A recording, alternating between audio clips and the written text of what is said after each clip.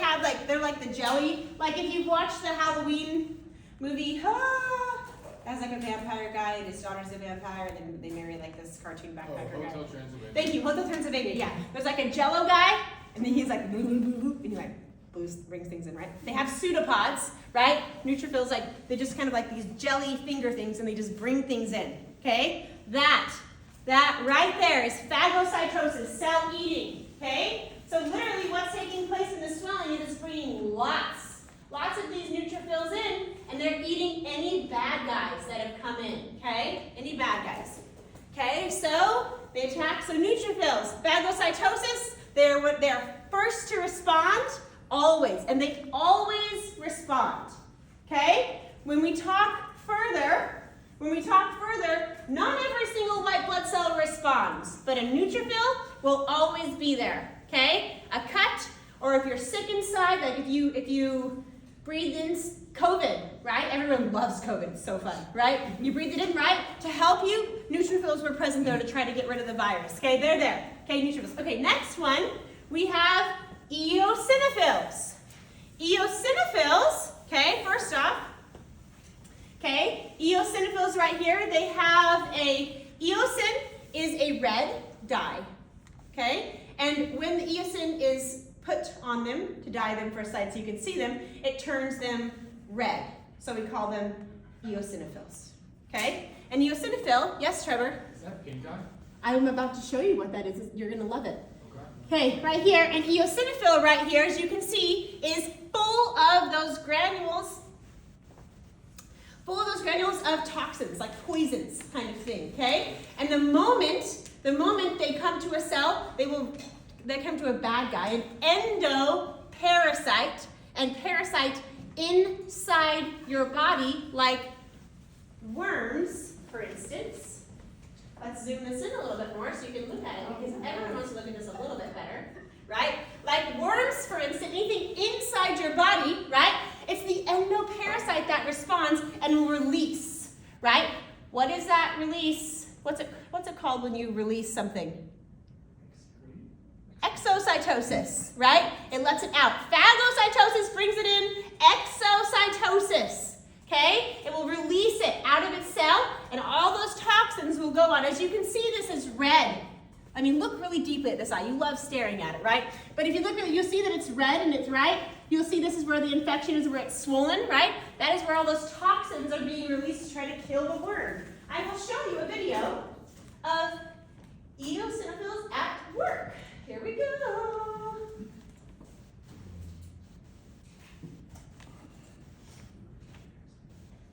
Here we go.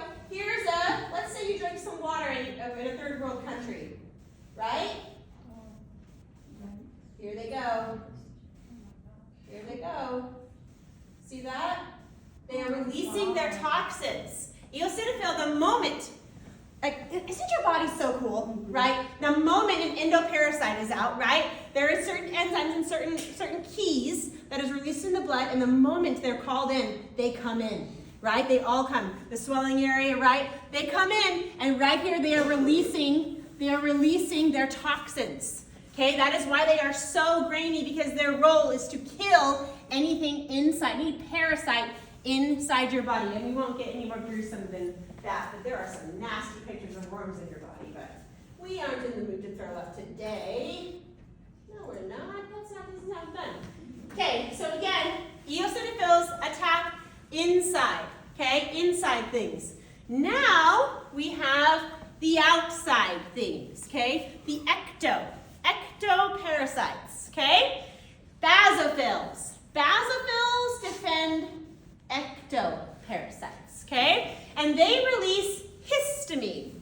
And histamine helps to kill those ectoparasites and helps to make your body better, right?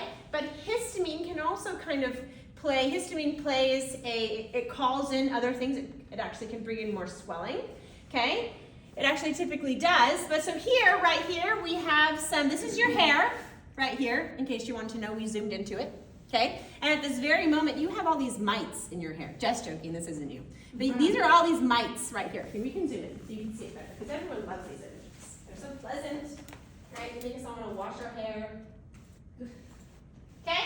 So you'll mites right here, right? Or if you think lice, or things like that, and it just gets really itchy, right? Because the moment they kind of like come through, right, you have these basophils right here releasing histamines to try to kill them so it gets itchy, right? And you have this kind of swelling, right, and everything like that. And we're going to talk about basophils because basophils release histamines to kill, but sometimes they're a little bit silly and they release a lot and they react in a big way. And then it, like you have to take like Benadryl, an antihistamine, okay? Basophils create the swelling, bring in like the workers, like here, come and help protect me, right? But sometimes if it's not that big of a deal, you take Benadryl to be like, calm down, body, like calm down your defense, because it's working way worse for me than it was doing better, right? But again, basophils, okay, and as you can see here, maybe this is some kind of like outside worm or bug, right? Or you can think of like mosquito bites, right? A mosquito coming to get you, right? And it gets itchy and red, right? Right? The basophil is responding to that, putting in histamines to try to kill any kind of outside bacteria that was just coming in. Yes? Is there like a word for it too, like how phagocytosis, like is there a word for that, or is it just releasing histamine? Releases histamine. In its little, in basophil's little circle thingies, in its grains, it has tons and tons of histamines. Histamines kill, and histamines bring in help. Histamines call helpers, which we'll talk about when we talk about specific things. Okay? Okay? Okay, and then a little bit on agranulocytes, but not too much because it is Thursday. Yeah. Okay. Agranulocytes. Lymphocytes, A and B. We'll talk about that more in depth. A and B cells, okay? And they are really important, specific immunity. And then we have a monocyte right here, okay? What's this? That's weird. It makes me suspicious. Maybe I'm going to just click it. We'll see. Hopefully it's not like something naughty. But monocytes, right? They're the largest. They turn into macrophages. Actually, let's talk about this because I think I only talk about lymphocytes. Monocytes are the largest cell, okay? And they are also there. Monocytes have what's kind of like beast mode, okay? Monocytes are these friendly monocytes, la la la la, right? But once they get activated, once an enzyme, right, tells them to get the work, they literally transform into a cell called a macrophage, okay? So in its nice form, you know, like in the nice dog form where you'd be willing to pet it, it's called a monocyte, right? Where you shouldn't go near it, that's a macrophage. And a macrophage also eats. Look at this one. I hope you know this isn't real, okay? It's a cartoon, okay? But here we have a monocyte right here eating, okay? A monocyte also does phagocytosis, okay? It also does this as well, but it is not found every single time. A neutrophil is found every single time. Monocytes are there in chronic infections. Like, let's say you made out with a ton of people in high school and you got mono, right? It is called mono because they checked your blood, and there are a lot of monocytes, and that is where it got its name, okay? There are a lot of monocytes fighting that virus at that very moment, okay? Found in chronic, more long-term infections. Sometimes I don't know what the heck this link is, but it really makes me curious, so I'm going to open it up really quick. So that's what happened. Yeah, when you made out with all those girls in high school, that's what it was. Yeah, there you go. You now know. Don't make out with everyone anymore.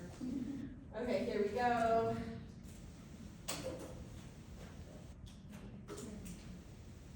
No, it's just, okay, here we go. This is just another version. Yeah, here's a macrophage right here that's starting to eat cells. Here we go. So starting here from the beginning. Here's our macrophage. See these little like finger things? Those are called pseudopods. And it's reaching out and it's starting to eat bad guys, eat foreign cells. See, there it goes, eating.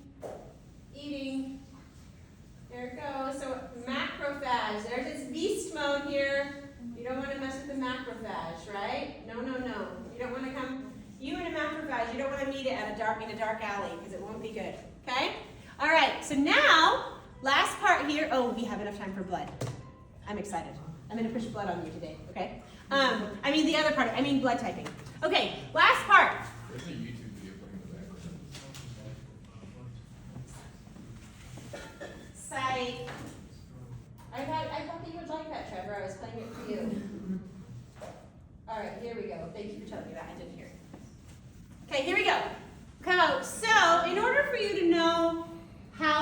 what the number of cells is in your body at all times, okay?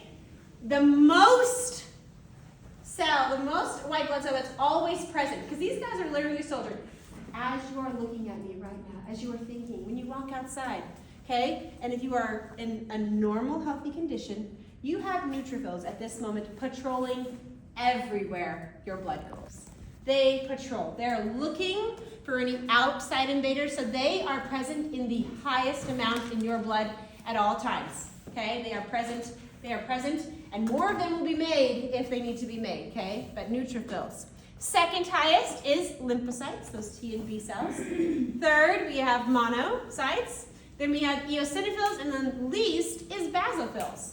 Because unless you have some kind of allergic thing going on, like why have 1,000 basophils in your body, right? So basophils on Friday when we look, you're not going to find as many of those because they are present in the least. But for you to be able to remember what is present in the most and in the least, we have this silly little mnemonic. Never let monkeys eat bananas, okay? The N standing for neutrophils, they're the highest, bananas for the basophils. Obviously, if at the moment you have a parasitic worm in your body, which would be the most, and I took your blood, instead of helping you, I just decided to take your blood instead, okay? Which would it be the highest? Eosinophils, yeah. Okay, let's say you're having an allergic reaction. Yeah, basophils. Let's say you made out with tons of high schoolers and you're really sick for some reason. Monocytes. Monocytes, yes, And then let's just say you have a typical bacterial infection. Neutrophils. Yeah. Yeah. So, oh, that's ironic. Okay, here we go. Ready answering these questions here? Here we go. 4 more questions. What? You know what? I just kind of want to move forward.